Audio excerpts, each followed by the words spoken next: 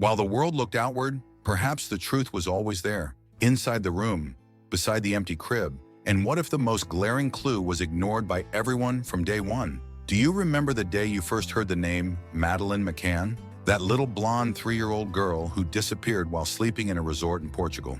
It was 2007, and suddenly the whole world stopped. Headlines, campaigns, interviews. Everyone was looking for a culprit, but always looking outward.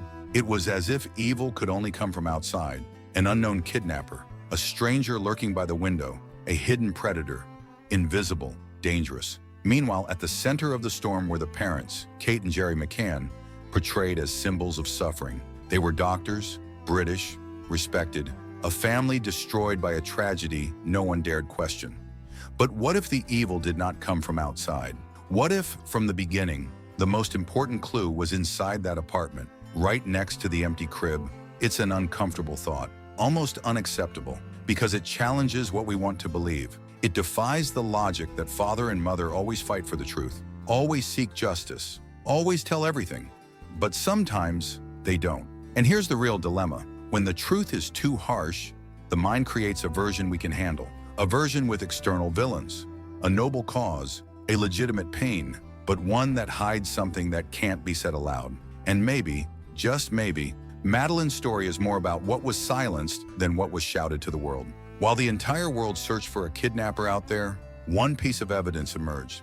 Actually, two trained sniffer dogs, one to detect the scent of human blood, the other to detect the scent of a cadaver. They were brought to the McCann's apartment, both alerted to the same spot, behind the living room sofa, then in the bedroom, then in the trunk of a car rented by the parents themselves days after the disappearance. One of the dogs also indicated the presence of blood on Kate's clothing. That would have been a devastating turning point in any investigation, but in the McCann case, it was ignored. The official explanation? Technical errors. The British media? It went silent. Part of the Portuguese police, however, began to see the case differently, but that change in perspective did not last. The family's status carried more weight. They were doctors, respected parents, upper-middle-class British in a foreign country. It was easier to believe the dogs were wrong than to think the parents might be hiding something. This is the point many refuse to face. What if the truth never emerged, not because of a lack of evidence, but because it was socially more acceptable to discard it? The idea that evil lives inside the home is still unacceptable to many, but perhaps that's precisely why no one wanted to look closely. From the start, there was extreme care taken to protect the McCann's image. The disappearance of their daughter became a public tragedy, but with a very well-defined narrative. Shocked parents, supportive friends, a sympathetic press. But some details didn't add up. Kate didn't cry publicly. She called the British press before officially notifying the police. She avoided doing a reconstruction of the events. She refused to answer dozens of questions from the Portuguese investigators. Simple details, timelines, movements, actions, were evaded or answered with generic phrases. And yet all this was seen as a grief reaction. Grief became a shield. But the truth is that the parents' behavior deviated from common emotional expectations, and that alone should have raised more suspicion. Yet no one wanted to go down that path. Why? Because it was more comfortable to maintain the image of the perfect family. Because accusing the parents would be morally unbearable. Because admitting that possibility would require changing the entire narrative, built from the start. So the problem wasn't just the investigation. It was collective, social. A refusal to admit that evil might have come from within.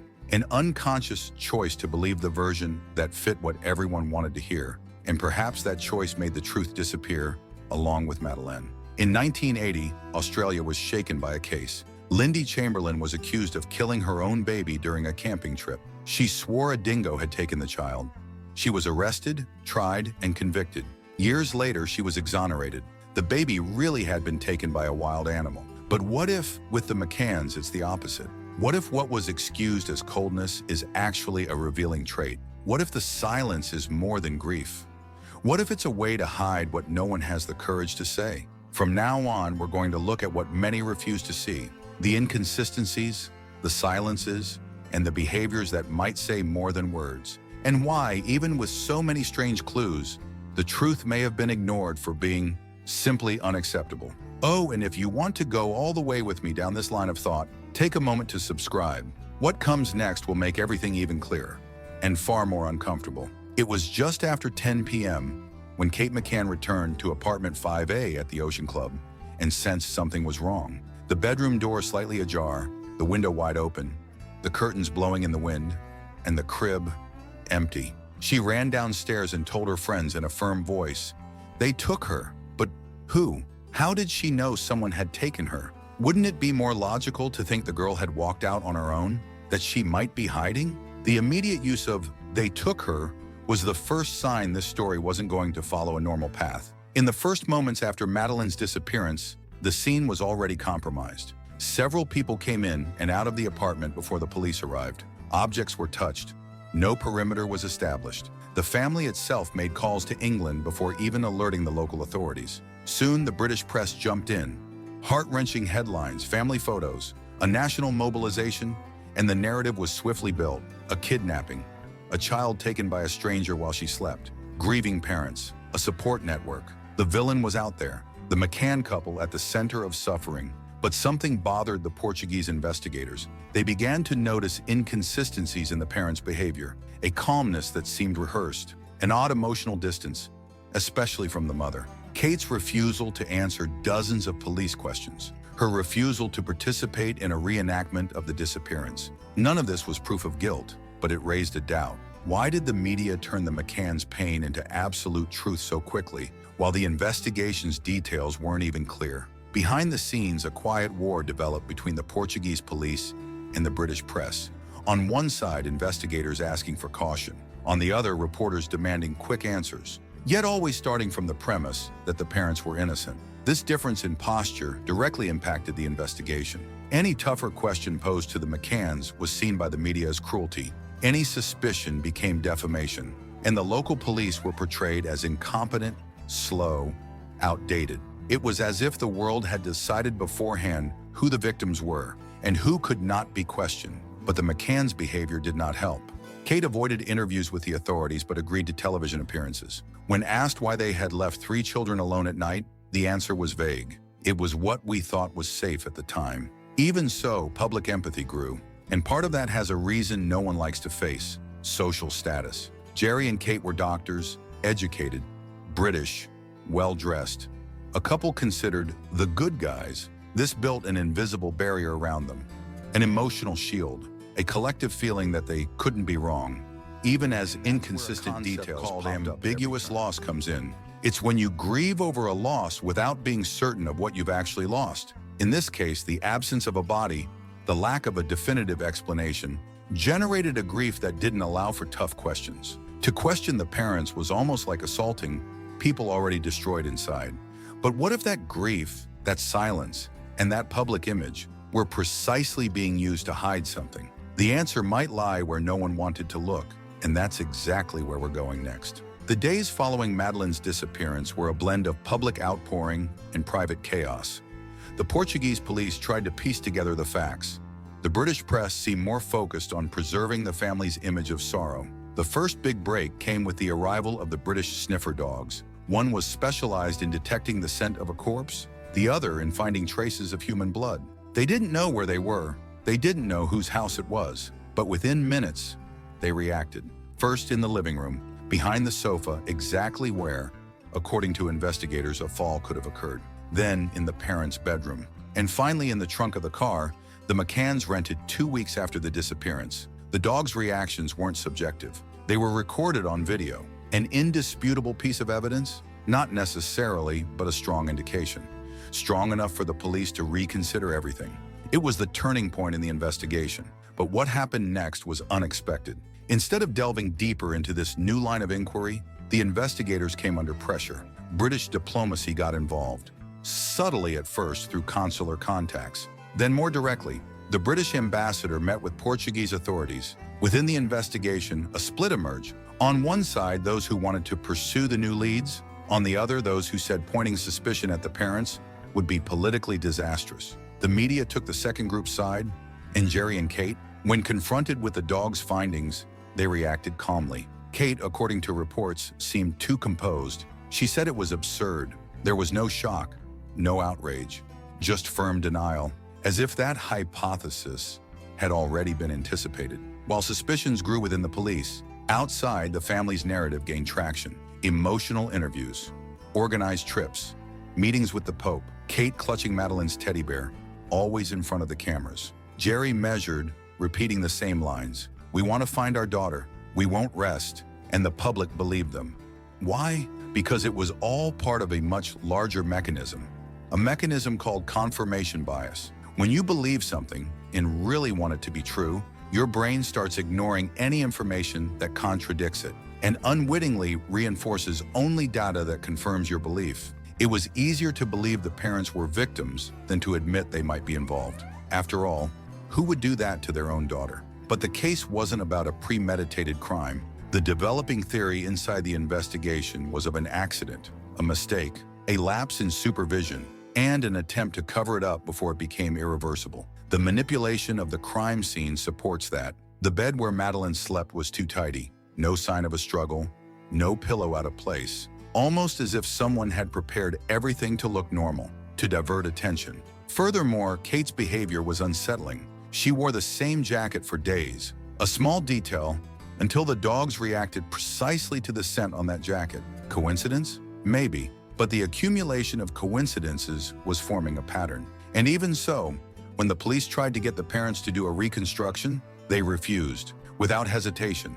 They said they saw no point, and they continued their public schedule. It was as if the story had already been written, as if the official version was so well protected that any attempt to question it was treated as a personal attack, not as an investigation. And that's how, without anyone saying it aloud, the truth started slipping away. Up to this point, everything revolved around speculation. The media pushed the kidnapping angle. The Portuguese police tried to keep other hypotheses open, and the public chose what it wanted to believe. But now it's time to shift the lens. What emerged over time, without any official conclusion, is that the real obstacle to the truth might not have been missing data, but the silence that enveloped everything. Not just any silence, a calculated silence, active, constructed, and that construction had a name, a face, and a demeanor. Kate and Jerry, when confronted with uncomfortable questions, would give generic answers. They avoided details, always contained. When asked about inconsistencies in the Tapas Group's statements, Jerry simply said, "This is not the time to look to the past. We need to find Madeleine." The phrase became a mantra, but it also became a curtain. Behind it, no one looked where they needed to look. Here's the turning point. What if the secret was never a missing clue, but the fact that everyone, police, media, society, refused to consider one possibility, that the parents could be directly involved, not out of malice, perhaps out of desperation, an accident, a frantic attempt to protect their children, their image, their own sanity. And from there, a lie constructed not out of pleasure, but out of fear. As in the John Benet Ramsey case in the United States, society preferred the comfort of a distant theory rather than facing the discomfort of suspecting the family itself. Disturbing theories were ignored, and anyone who insisted on them was sidelined, silenced, or ridiculed. Here we reach something even more delicate, the idea that what we call truth is often decided by those who have the power to tell it. Philosopher Michel Foucault said it's not only what is spoken that matters. What is left unsaid, what is silenced, erased, omitted, also shapes reality. And the McCann case became an example of that. In this case, the truth may have been swallowed by a collective choice to keep public grief within a bearable narrative. After all, what's easier to accept? A child kidnapped by an invisible stranger? Or the idea that something happened that night and was hidden? The family's silence, the media's protection, the diplomatic pressure all built a wall. And that wall not only blocked answers, it blocked questions, it turned legitimate suspicions into taboos. But the most striking thing is realizing that silence remains. Years later, no one has been arrested, no body has been found, no confession has appeared, and still, we all sense there's something unspoken hanging in the air, a discomfort that never went away. That leads us to a final image. Imagine a house with one locked door. The key isn't lost. It's been there all along, inside the house itself. But no one has the courage to use it. Maybe because they fear what they'll find, or because they know that once opened, nothing can be hidden again. That's the real tragedy. Not just the disappearance of a child, but the possibility that the answer was always inside that house and no one wanted to face it. You know what gets me about this case? It's not just the mystery, not just the missing evidence or the inconsistent statements. It's the silence, Because silence, when it comes from those who should speak the most, weighs differently. And in this case, it's not accidental. It's been maintained, reinforced, and, in a way, accepted. We grow up believing every story has two sides, but when only one side speaks and the other stays closed behind locked doors, that's where the danger lies. Because maybe what we call truth isn't always what was discovered, but what was permitted to be told. And in Madeleine's case, the key to everything may have stayed inside that house the entire time. Intact, silent, waiting for someone to have the courage to use it. It's just that sometimes the truth is so uncomfortable that nobody wants to be the first to unlock it. If you've made it this far, it's because you also feel something is out of place in this story. And if you're the kind of person who likes to go beyond the surface, there's something in the first pinned comment that might help you. It's a reading recommendation that deals precisely with how we handle grief, guilt, and collective denial. All the things that hover around cases like this. I won't give you the title here so as not to spoil the experience, but I assure you, what you'll find there can change how you look at these stories, and maybe even some things about yourself. Now, if you like narratives that stir you up, make you uneasy, and reveal what almost nobody dares to say, the next video will take you even deeper. In it, the main question isn't who did it, but why did they let it happen? I guarantee it's the kind of story that sticks in your head afterward. So be sure to subscribe to the channel. That way you can follow everything that's coming, unfiltered, unafraid, unembellished. And if you stayed with me until the end, drop a comment below. I am made of doubt. Just so I know you also won't accept a half-truth. Let's keep going, together.